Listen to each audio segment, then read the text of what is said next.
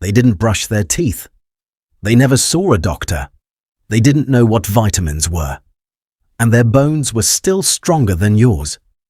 That sounds like it should be wrong. Everything we've been told about progress suggests that modern humans are the healthiest version of our species that has ever existed. We live longer. We have antibiotics. We have surgery, vaccines, clean water, refrigerators full of food from every continent on Earth. And yet, when scientists actually examine the skeletons of ancient humans, they find something that doesn't fit the story we tell ourselves. The bones are better, not slightly, significantly.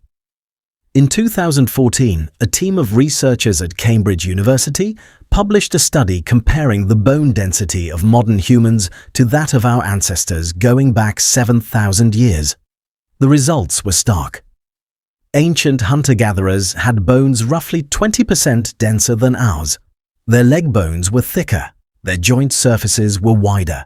Their skeletal structure showed the kind of mechanical loading that today you would only see in professional athletes or manual laborers. And these weren't warriors or elites. These were ordinary people, women, men, teenagers. Their entire population had bones that modern orthopedic surgeons would describe as exceptional. And it wasn't just bones. Their teeth were better too. This is where it gets genuinely surprising. Ancient humans didn't brush. They didn't floss. They had no concept of dental hygiene. And yet, the rate of cavities in pre-agricultural populations was almost zero. A 2014 study examining hunter-gatherer remains from Morocco, dating back 15,000 years, found cavity rates below 5%. Compare that to modern industrialized populations, where over 90% of adults have at least one cavity. The ancient teeth weren't just free of decay, they were structurally sounder, less crowding, fewer impactions, wider jaws, straighter alignment, no orthodontist required. Anthropologists working in the field have a saying for it. Ancient humans had better teeth at death than most modern humans have at 30. You're probably thinking genetics. They must have been born different. But they weren't. Genetically, the humans who lived 10,000 years ago are virtually identical to you. Same DNA, same species, same biological hardware. The difference isn't in the blueprint, it's in how that blueprint gets used. And this is where the story takes a turn that most people don't expect. In 1987, evolutionary biologist Jared Diamond wrote an essay for Discover magazine with a title that shocked the scientific community. He called agriculture the worst mistake in the history of the human race.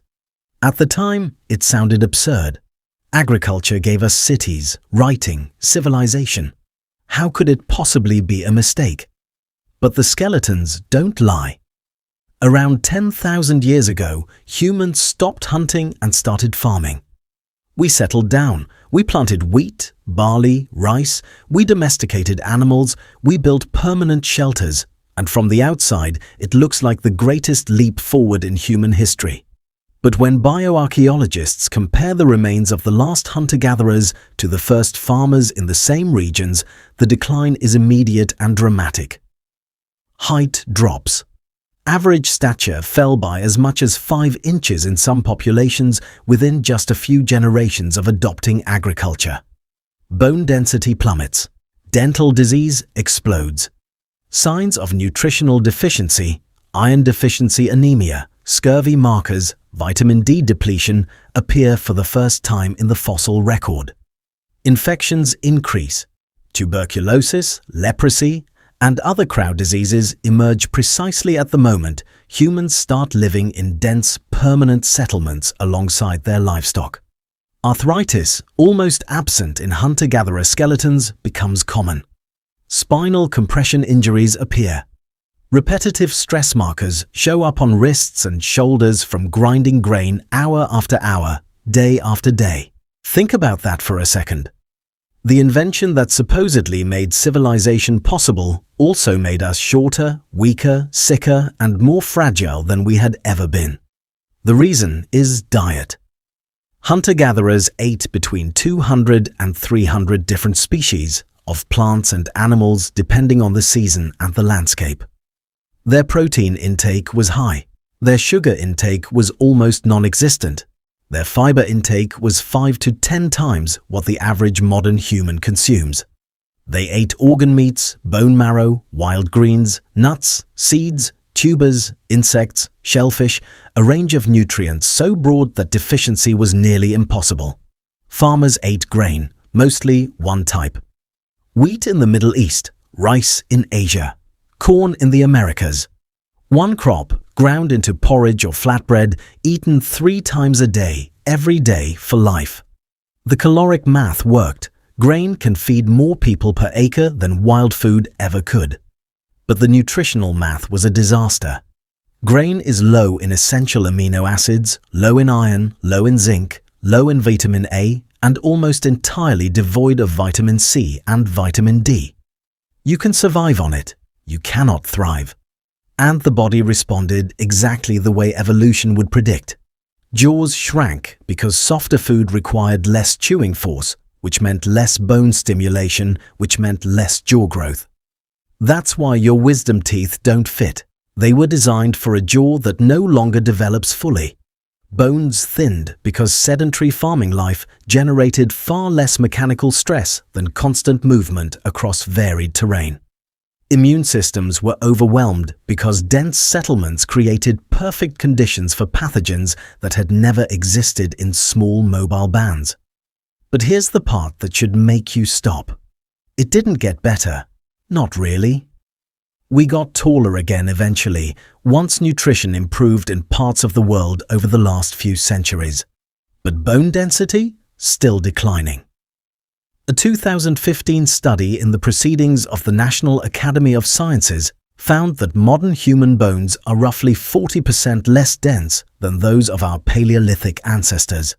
And this isn't about age. The researchers controlled for it. Young, healthy modern adults have significantly weaker skeletons than young, healthy ancient ones. In 2013, evolutionary biologist Daniel Lieberman at Harvard published a book that gave this phenomenon a name: mismatch diseases. His argument was simple and devastating. Your body is running hardware designed for a world that no longer exists. Your cardiovascular system was built for walking 10 to 15 miles a day. You walk a few thousand steps to your car. Your metabolism was built for intermittent scarcity, long stretches without food, followed by large, nutrient-dense meals. You eat constantly, and most of it is processed. Your stress response was built for short, intense threats: a predator, a rival, a storm. You experience chronic low-level stress for months and years without resolution. Your sleep architecture was built for darkness at sunset and light at dawn. You stare at screens that simulate daylight until midnight. Your immune system was built for constant exposure to soil, animals, and diverse microorganisms from birth. You grew up in sanitized environments that left it underloaded and misfiring. Every single one of these mismatches produces disease, not infection, not trauma, mismatch. Type 2 diabetes, cardiovascular disease, depression, anxiety, autoimmune disorders, chronic back pain, insomnia, obesity.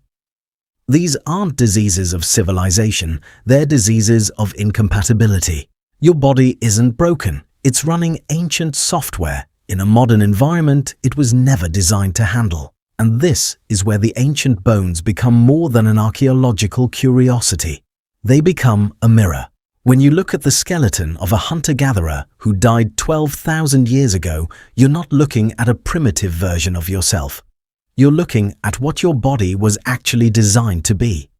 The dense bones, the wide jaw, the strong joints, the absence of chronic disease.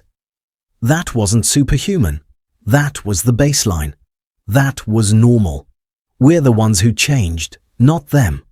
They didn't brush their teeth because they didn't need to. They never saw a doctor because their bodies rarely broke down the way ours do.